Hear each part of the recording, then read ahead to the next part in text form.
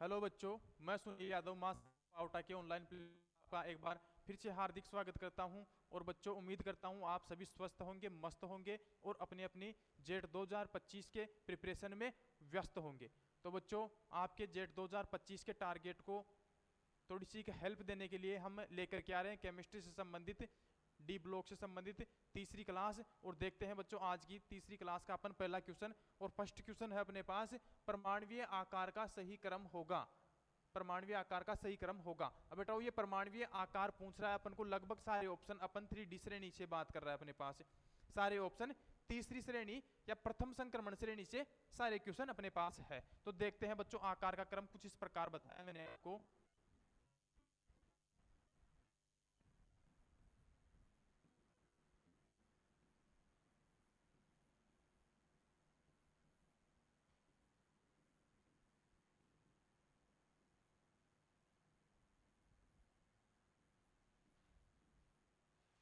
ठीक है बच्चों, इस प्रकार का अपने पास आकार का क्रम बन जाएगा। और इसके पीछे रीजन क्या है? इसके पीछे रीजन है कि अपन यहां से एफ तक चलते हैं तो जेड इफेक्टिव है वो प्रभावी होता है किससे?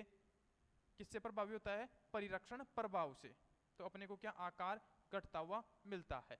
ठीक है बच्चों, फिर बात करें अपन एफ से निकिल तक की, तो यहां पर क्या जेड इफेक्टिव और परिरक्षण प्रभाव दोनों क्या बराबर हो जाते हैं। ठीक है, फिर बात करें अपन यहां से और यहां तक की, तो यहां पर जेड इफेक्टिव से ज्यादा प्रभावी कौन हो जाता है? परिरक्षण प्रभाव। परिरक्षण प्रभाव। ठीक है, तो अपने जो त्रिज्या का क्रम है वो कुछ इस प्रकार बनेगा। अपनी त्रिज्या का क्रम कुछ इस प्रकार बनेगा। अब देखते हैं ऑप्शन में। ऑप्शन में first option scandium, titanium, vanadium और क्रोमियम। तो आकार घट रहा है, आकार घट रहा है, तो अपना आंसर ये भी सही है। फिर बात करें अपन किसकी? दूसरे ऑप्शन की। दूसरे ऑप्शन की बात करें तो देखो फेरस है, फेरस और कोबाल्ट का बराबर दे रखा है।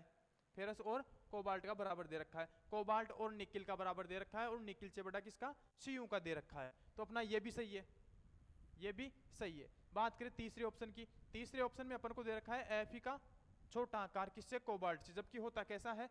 बराबर। ये देखो होता कैसा है? बराबर। और क्वेश्चन में अपन को क्या दे रखा है? एफ का आकार छोटा दे रखा है किससे? कोबाल्ट से। फिर कोबाल्ट से छोटा किसका होता है? निकिल का।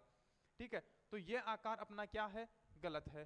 ठीक है, इसलिए अपना आंसर पहला और दूसरा है, तो अपना आंसर कौन सा जाएगा? ऑप्शन नंबर 4 वाला।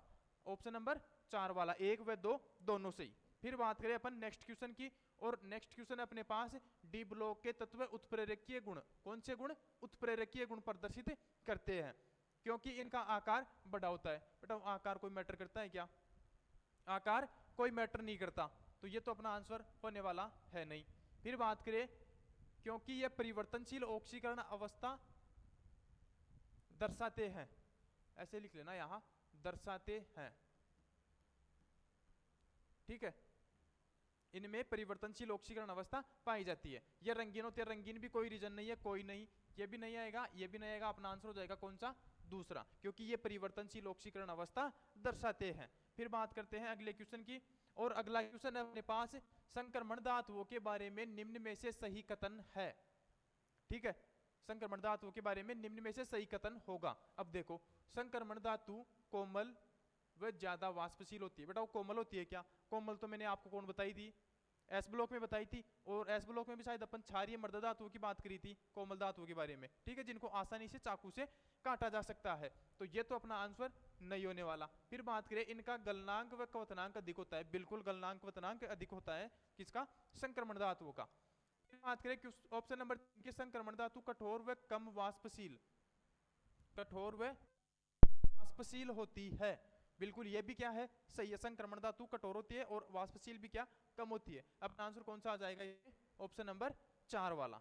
ठीक है बच्चों, फिर बात करते हैं नेक्स्ट क्वेश्चन की, और अगला क्वेश्चन अपने पास, निम्न में से डी उपकोष पूर्ण रहता है। अब देखो बात करें अपन स्कैंडियम की, स्कैंडियम का परमाणु क्रमांक है अपने पास 21। इलेक्ट्रॉनिक विन्यास बात करें अपन तो आर्गन 18। ठीक है, 4s2 3d1। बताओ पूर्ण है क्या? अरे पूर्ण है क्या? नहीं है, तो ये अपना आंसर नहीं होगा। फिर बात करें टाइटेनियम की, ठीक है, इसका परमाणु क्रमांक होता है 22, इलेक्ट्रॉनिक विन्यास वो हो जाएगा आर्गन तक 18। ठीक है, 4s2 3d2, इसका भी पूर्ण है, नहीं है, इसका भी नहीं है। ठीक है, फिर बात करें अपन किसकी, Cu+2 की। अब Cu+ की, इसका परमाणु क्रमांक होता है 29। ठीक है, और +2 दे रखा है, +2 को छोड़ दो आप एक बार। इलेक्ट्रॉनिक विन्यास की बात करें ओनली Cu की, तो आर्गन 18 4s1 3d10। ठीक है, अब देखो अपने पास D उपकोष क्या है, अभी पूर्णपूरित है। ठीक है, अब बात करें अपन +2 की, +2 भी तो लगा है ना, प्लस प्लस 2 बार या +2। ठीक है, अब +2 लगाए तो 2 इलेक्ट्रॉनों की क्या करेंगे, कमी करेंगे। 2 इलेक्ट्रॉनों की कमी करेंगे तो एक तो निकाल देंगे अपन S से। ठीक है, फिर दूसरा निकलेगा कहाँ से, D से। तो D में 10 है, हो जाएंगे कितने, 9। ठीक है, D में हो जाएंगे कितने, 9। तो ये भी पूर्णपूरित है क्या, D पूर्णपूरित है, नहीं है, ये भी अपना आंसर नहीं होगा। फिर बात करें अपन Zn की, Zn की बात करें, Zn का परमाणु क्रमांक होता है 30 इलेक्ट्रॉन तक तो 18। फिर बात करें 4s2 और 3d10, ये देखो 18 और 2 20 और 10 30। ठीक है, इसका डी उपकोष पूर्णपूरित है क्या, बिल्कुल इसका डी उपकोष पूर्णपूरित है। क्वेश्चन में क्या पूछ रहा है, डी उपकोष पूर्ण रहता है। अब पूर्ण है इसका, तो अपना आंसर कौन सा आ जाएगा, ऑप्शन नंबर 4 वाला Zn। ठीक है, फिर बात करते हैं आगे नेक्स्ट क्वेश्चन की, और नेक्स्ट क्वेश्चन है डी ब्लॉक में सर्वाधिक गलनांक होता है। सर्वाधिक गलनांक, बताओ इसकी सर्वाधिक ऑक्सीकरण अवस्था होती है मोस्टली, अगर अपन बात करें तो ऑक्सीकरण अवस्था, और वो कैसी, सर्वाधिक। ठीक है, IR की बात करें तो बेटा इसका क्या होता है, इसका होता है क्वथनांक, बताया था आपको पीछे। फिर बात करें W की, तो W अपने पास क्या होता है, सबसे ज्यादा इसका क्या होता है, गलनांक। क्या होता है, गलनांक, किसका, सर्वाधिक, किसका, W का, बोले तो टंगस्टन का। ठीक है, इसमें अपना आंसर कौन सा हो जाएगा, तीसरा, इसमें अपना आंसर हो जाएगा तीसरा। ठीक है बच्चों, फिर बात करते हैं अगले क्वेश्चन की, और अगला क्वेश्चन है अपने पास, निम्न में से किसका सिक्का धातु वर्ग होता है। बेटा सिक्का धातु वर्ग किसका होता है, फर्स्ट बी का, फर्स्ट बी का। ठीक है, इसमें अपना आंसर हो जाएगा कौन सा, दूसरा। ठीक है, फिर बात करते हैं अगले क्वेश्चन की, और अगला क्वेश्चन है निम्न में से क्षारीय ऑक्साइड होता है। अब क्षारीय ऑक्साइड की बात करें तो देखो M में यहाँ ऑक्सीकरण अवस्था, एक ऑक्सीजन की -2, 2 की -4, और -4 को इधर ले गए +4, यहाँ कितनी आ रही है इसकी, +4। ठीक है, इसको उदासीन बोल सकते हैं अपन। ठीक है, फिर बात करें अपन किसकी, KMnO4 की, तो एक ऑक्सीजन की -2 सॉरी, एक ऑक्सीजन की -2, 4 की -8, -8 को लाएंगे इधर हो जाएंगे कितनी, +8, +8 में अपन एक घटा देंगे किसकी, पोटेशियम की, बच जाएंगे कितनी, +7। अब +7 में तो आपको बताया उच्च ऑक्सीकरण अवस्था में, उच्च ऑक्सीकरण अवस्था में तत्व कौन सी, वो धातु कौन से ऑक्साइड बनाते हैं, अम्लीय ऑक्साइड, तो ये कौन सा हो जाएगा, अम्लीय। फिर बात करें K2MnO4 की, फिर वो आ जाएगा एक ऑक्सीजन का -2, 4 का -8, इधर ले जाएंगे +8, +8 में अब की बार कितने घटाने, एक पोटेशियम के लिए एक घटाए, 2 के लिए 2 घटा देंगे, 2 घटा देंगे, +8 में से तो बच जाएंगे कितने, +6। अब +6 में भी ये अम्लीय ही है, अपन को पूछ रहा है कौन सा, क्षारीय ऑक्साइड। अब यहाँ देखो एक ऑक्सीजन की -2 और एक ही ऑक्सीजन दे रखा है, तो हो जाएंगे कितनी, -2, -2 को इधर लाएंगे +2, ये MN कितनी ऑक्सीकरण अवस्था दर्शा रहा है, +2। तो अपना आंसर कौन सा हो जाएगा, MnO, ऑप्शन नंबर 4। क्यों, क्योंकि ये निम्नतम ऑक्सीकरण अवस्था प्रदर्शित कर रहा है, और निम्नतम ऑक्सीकरण अवस्था में क्षारीय ऑक्साइड बनते हैं। ठीक है बच्चों, फिर बात करते हैं अगले क्वेश्चन की, और अगला क्वेश्चन है निम्न में से कौन सा रंगहीन जलीय विलयन देगा। अब रंगहीन के लिए आपको बताया क्या, रंगहीन के लिए मतलब अयुग्मित इलेक्ट्रॉन अनुपस्थित, अयुग्मित इलेक्ट्रॉन दिखना ही नहीं चाहिए, और अयुग्मित इलेक्ट्रॉन दिख गया तो वो कौन सा होगा, रंगीन। अब देखते हैं, बात करें Cu+ की, Cu+ की। ठीक है, परमाणु क्रमांक 29 और इलेक्ट्रॉनिक विन्यास हो जाएगा 4s1 3d10, प्लस चार्ज लगा है तो यहाँ S से निकल जाएगा एक इलेक्ट्रॉन, और D क्या है, पूर्णपूरित। फिर बात करें अपन Zn की, Zn परमाणु क्रमांक 30 और इलेक्ट्रॉनिक विन्यास 4s2 3d10, इसमें भी D उपकोष पूर्णपूरित। फिर बात करें Zn+2 की, तो ये Zn परमाणु क्रमांक 30 +2 चार्ज लगा है, तो 4s2 3d10। अब +2 चार्ज लगाए तो 2 इलेक्ट्रॉन अपन S उपकोष से निकाल देंगे। अब देखो अभी भी D इसका पूर्ण है क्या, बिल्कुल पूर्ण है, तो ये सारे ही क्या है, सारे ही रंगहीन है। ठीक है, ऑप्शन नंबर कौन सा आ जाएगा इसमें, चौथा ऑप्शन। ठीक है बच्चों। फिर बात करते हैं अपन अगले क्वेश्चन की, और अगला क्वेश्चन है अपने पास संक्रमण तत्वों की वह श्रेणी, संक्रमण तत्वों की वह श्रेणी जो परमाणु क्रमांक 21 से परमाणु क्रमांक 30 तक क्या प्रदर्शित करती है, अपने पास परमाणु संख्या प्रदर्शित करती है। ठीक है, अब देखो आपको लिखा था प्रथम संक्रमण श्रेणी।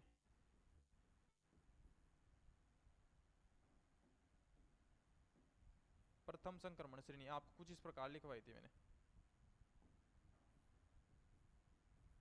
या इसको दूसरा नाम भी क्या है, 3D श्रेणी। और इसका परमाणु क्रमांक जो आपको बताया था मैं विद ट्रिक बताया था कि सुनो तुम विवाह कर लो मुझसे फिर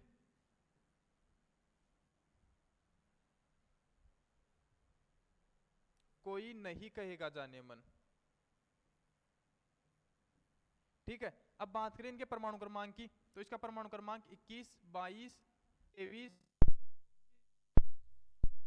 26, 27, 28, 29 और इसका हो जाएगा 30। तो परमाणु क्रमांक 21 से 30 तक अपने पास कौन सी संक्रमण श्रेणी प्रदर्शित कर रही है, परमाणु क्रमांक प्रथम संक्रमण श्रेणी या 3D श्रेणी। अब देखते हैं ऑप्शन में, ऑप्शन में है अपने पास 6D श्रेणी, नहीं बेटा वो ये नहीं कर रही, 5D श्रेणी ये भी नहीं कर रही, 4D श्रेणी ये भी नहीं कर रही, 3D श्रेणी बिल्कुल 3D श्रेणी परमाणु क्रमांक 21 से 30 तक अपने पास क्या प्रदर्शित कर रही है, परमाणु संख्या। ठीक है, अपना आंसर कौन सा हो जाएगा इसमें, चौथा। फिर बात करते हैं अगले क्वेश्चन की, और अगला क्वेश्चन है प्रथम संक्रमण श्रेणी या 3D श्रेणी में सर्वाधिक ऑक्सीकरण अवस्था प्रदर्शित करता है। बेटा ये क्वेश्चन कई बार जेट में और सीयूटी में कई बार पूछा गया है, और लास्ट ईयर सीयूटी में भी शायद पूछा गया था ये क्वेश्चन। अब देखो इसके लिए आपको क्या बताया था कि एस उपकोष के कुल इलेक्ट्रॉन तथा डी उपकोष के अयुग्मित इलेक्ट्रॉन। अब सीआर का निकालते हैं सबसे पहले, इलेक्ट्रॉनिक विन्यास 4s1 3d 5, एस में 1 और डी में 5, पांचों के पांचों अयुग्मित कितनी दर्शाएगा, हाईएस्ट +6। फिर बात करें एफ की 4s2 3d 6। ठीक है, एस में टोटल कितने 2 और डी में कितने 4, तो 4 और 2 6। ठीक है, फिर बात करें अपन mn की 4s2 3d 5, एस में कुल कितने 2, डी में कितने 5, पांचों के पांचों अयुग्मित, तो ये कितनी दर्शाएगा अपने पास +7। फिर बात करें Cr प्लस की तो 4s0 3d 5, ये कितनी दर्शा रहा है +5। अब देखो इनमें हाईएस्ट सबसे ज्यादा कौन सी दर्शा रहा है, सबसे ज्यादा मेरे हिसाब से शायद mn दर्शा रहा है, बिल्कुल देखो +7। ठीक है, अपना आंसर कौन सा हो जाएगा, mn, ऑप्शन नंबर तीसरा। फिर बात करते हैं अगले क्वेश्चन की, और अगला क्वेश्चन है 3D श्रेणी में द्वितीयक सर्वाधिक ऑक्सीकरण अवस्था प्रदर्शित करता है। अब देखो क्वेश्चन में क्या पूछ रहा है, द्वितीयक सर्वाधिक ऑक्सीकरण अवस्था, और अपन को फर्स्ट ऑप्शन क्या दे रखा है, mn वाला, कोई भी आए और mn कर जाए। ठीक है, पर mn नहीं करने वाले, क्यों, क्योंकि सबकी निकालेंगे एक बार। इसकी कितनी होती है +7, हाईएस्ट +7, इसकी +6 और इसकी +6। एक बार बता देते हैं, Cr का क्रमांक 3d।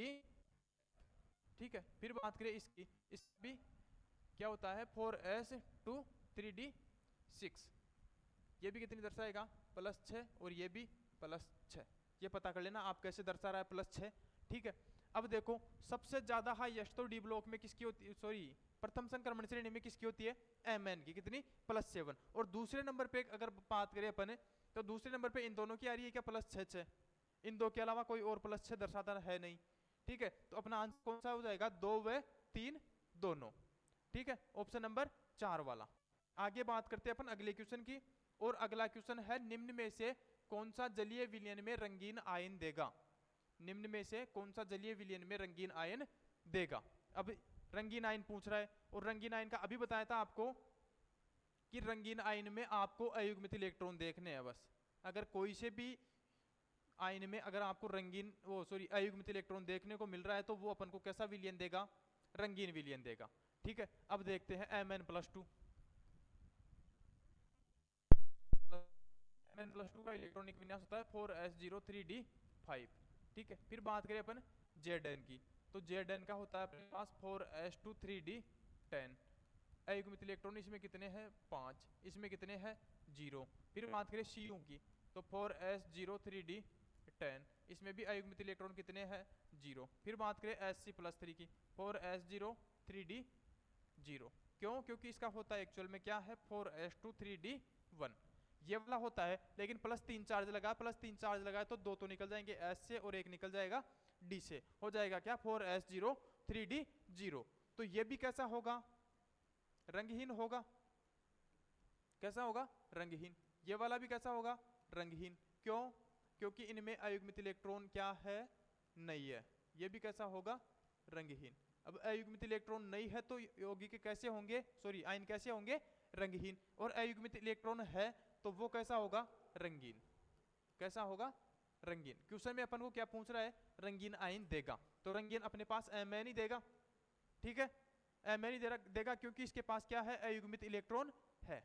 फिर बात करते हैं अपन अगले क्वेश्चन की, और अगला क्वेश्चन है निम्न में से कौन प्रतिचुंबकीय है। बेटा चुंबकीय प्रवृत्ति दो प्रकार की होती है, एक होती है प्रतिचुंबकीय, एक होती है अनुचुंबकीय। अनुचुंबकीय में क्या होता है, अयुग्मित इलेक्ट्रॉन उपस्थित होता है, और प्रतिचुंबकीय में अयुग्मित इलेक्ट्रॉन अनुपस्थित होता है, ठीक है। अब देखो अपन को क्या देखना है, जिसमें एक भी अयुग्मित इलेक्ट्रॉन नहीं हो, वो कैसी होगी, प्रतिचुंबकीय। बात करें Mn की तो Mn में तो 5 अयुग्मित इलेक्ट्रॉन है, Cr में 6 अयुग्मित इलेक्ट्रॉन है, Fe में 4 अयुग्मित इलेक्ट्रॉन है, और Zn का 4s2 3d10, अयुग्मित इलेक्ट्रॉन बराबर 0। तो ये कैसा होगा अपने पास, प्रतिचुंबकीय। कैसा होगा, प्रतिचुंबकीय। ऑप्शन नंबर 4 अपना आंसर इसमें आ जाएगा, ठीक है बच्चों। फिर बात करते हैं अपन नेक्स्ट क्वेश्चन की, और नेक्स्ट क्वेश्चन अपने पास है निम्न में से किसके पास 4 अयुग्मित इलेक्ट्रॉन है। निम्न में से किसके पास 4 अयुग्मित इलेक्ट्रॉन है, तो देखते हैं ऑप्शन नंबर 1, इसमें तो कितने हैं 5, देख लेते हैं एक बार 4s0 3d5, पांचों के पांचों क्या अयुग्मित है। बात करें Cr की तो Cr प्लस में कितने हैं 5, देख लेते हैं इसका भी एक बार 4s0 3d5, इसमें भी कितने हैं 5। बात करें Fe की तो Fe में कितने हैं 4, देख लेते हैं एक बार 4s2 3d6, ठीक है। और Zn की बात करें तो Zn में कितने हैं 0, क्योंकि इसका इलेक्ट्रॉनिक विन्यास 4s2 3d10 होता है। एक बार देख लेते हैं ये, ठीक है। डी में को 6 इलेक्ट्रॉन, 1 2 3 4 5 और ये 6। अब देखो ये वाले चारों अयुग्मित है क्या, वाले चारों अयुग्मित है, 4 अयुग्मित ही तो क्वेश्चन में अपन को पूछ रहा है निम्न में से किसके पास 4 अयुग्मित इलेक्ट्रॉन है। अब अपना आंसर कौन सा हो जाएगा इसमें, तीसरा। क्यों, क्योंकि Fe के पास कितने अयुग्मित इलेक्ट्रॉन है 4, Fe के पास कितने अयुग्मित है 4। फिर बात करते हैं अपन अगले क्वेश्चन की, और अगला क्वेश्चन है अंतरावकाशी यौगिकों में काम आने वाले परमाणु होते हैं। बेटा वो आपको बताया था कि ये अपना क्या है, जैसे मान लो अंतरावकाशी यौगिक, ठीक है, कुछ इस प्रकार से मैं बना रहा हूं एक बार।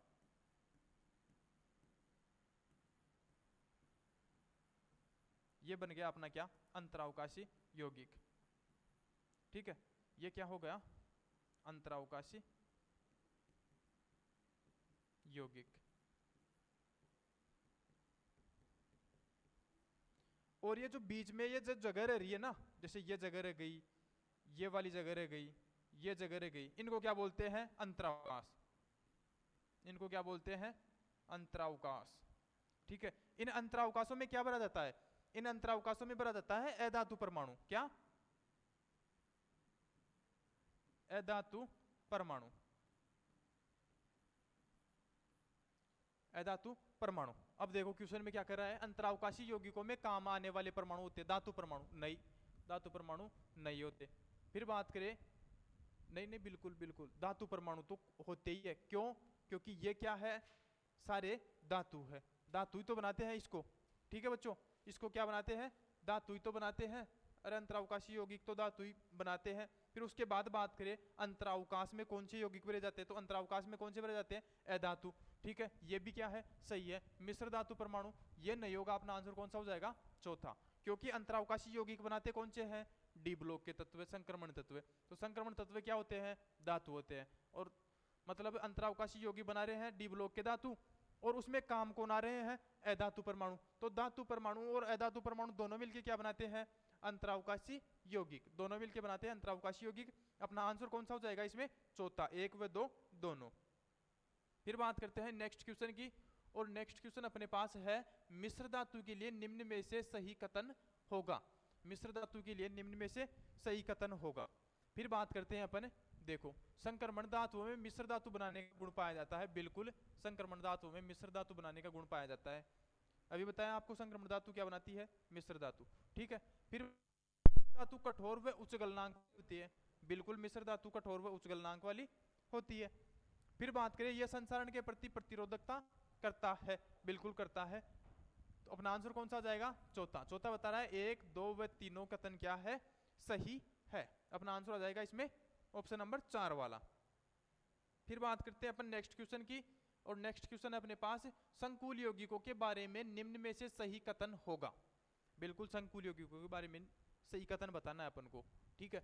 ऐसे यौगिक जो जलीय, ऐसे जो अवस्था में अपना अस्तित्व नहीं बनाए रख, नहीं बेटा, संकुल यौगिक विलीन अवस्था में अपना अस्तित्व बनाए रखते हैं और जलीय विलीन में आयनों में भी नहीं टूटते हैं, ठीक है। तो यह तो अपना आंसर होने वाला है नहीं। फिर बात करते हैं ऐसे यौगिक जो विलीन अवस्था में अपना अस्तित्व बनाए रखते हैं, बिल्कुल अपना अस्तित्व बनाए रखते हैं, कौन, संकुल यौगिक, ठीक है। फिर बात करें संकुल यौगिक विलीन अवस्था में आयनों में नहीं टूटते, बिल्कुल बेटा, तभी तो उनको क्या संकुल यौगिक कहते हैं, जटिल यौगिक भी उनको कहते हैं, ठीक है। अब देखो ऑप्शन नंबर 4, कथन 1 गलत व 2 व 3 सही। तो अपना आंसर कौन सा जाएगा इसमें, ऑप्शन नंबर 4 वाला, ठीक है।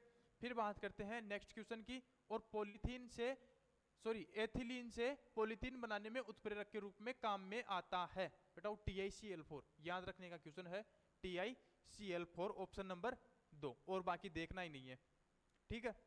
फिर बात करते हैं अपन अगले क्वेश्चन की, और अगला क्वेश्चन है 4D श्रेणी, कौन सी, 4D श्रेणी कौन से आवर्त से संबंधित है, बिल्कुल बेटा वो। अब देखते हैं अपन एक बार, मैं बताता हूं आपको कुछ इस संख्या 1 है, ये क्या है 2, 3 और ये 4, ठीक है। इसके बाद में आता है लिथियम के बाद में बेरिलियम, बेटा मांगे कन्या सुंदर, ठीक है, इस प्रकार है। अब अपना जो है कौन सा, डी ब्लॉक, कैल्शियम के बाद से स्टार्ट होता है,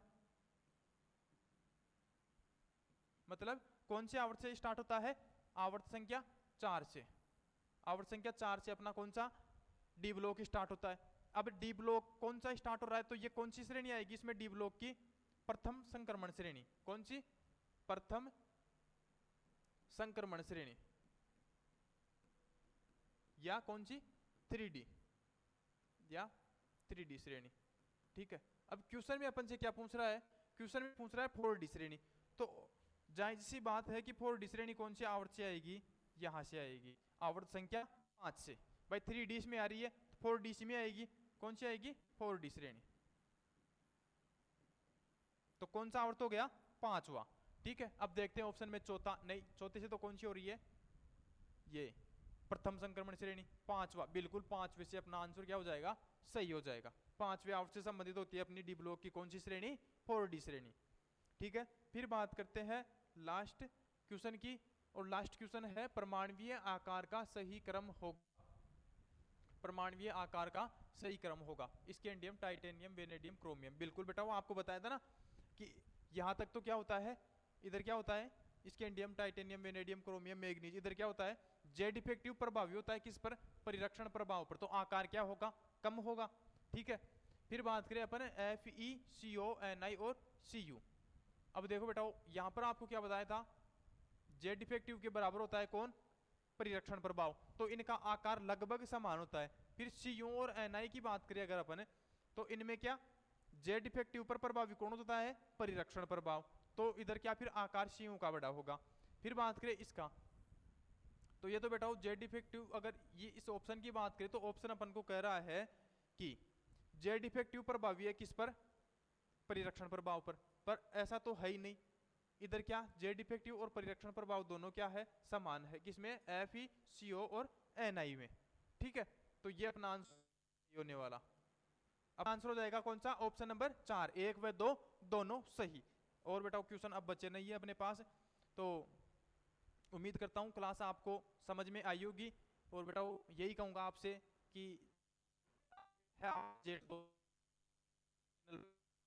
क्वेश्चन देखते रहिए, क्वेश्चन अपने बाहर जाने हैं। हाल ही में अपनी संस्था द्वारा ऑनलाइन टेस्ट सीरीज चलाई गई है बेटा, उसको भी आप ज्वाइन करें जल्दी से जल्दी। उसमें भी क्वेश्चन बहुत अच्छे डाल रहे हैं, और अपने जो भी दोस्त वगैरह है उनको शेयर करें, क्लास भी शेयर करें, और टेस्ट सीरीज के बारे में भी बताएं। और टेस्ट सीरीज के अपन कोई 10-20 हज़ार रुपये ले नहीं रहे बेटा, वो प्रति बच्चे के 10 रुपये हैं ओनली। 10 रुपये में आपको पूरे 28 तारीख तक टेस्ट सीरीज मिल रही है बिल्कुल मुफ्त। ओनली 10 रुपये चार्ज ले रहे हैं, वो भी इसलिए कि कोई बच्चा ये नहीं समझे कि हमारे ऊपर संस्था वाले एहसान कर रहे हैं, ठीक है। इसलिए बिल्कुल मिनिमम चार्ज 10 रुपये रखे गए हैं बेटा। टेस्ट सीरीज को ज्वाइन करो, और मिलते हैं नेक्स्ट क्लास में। तब तक के लिए जय हिंद, जय मां शारदे।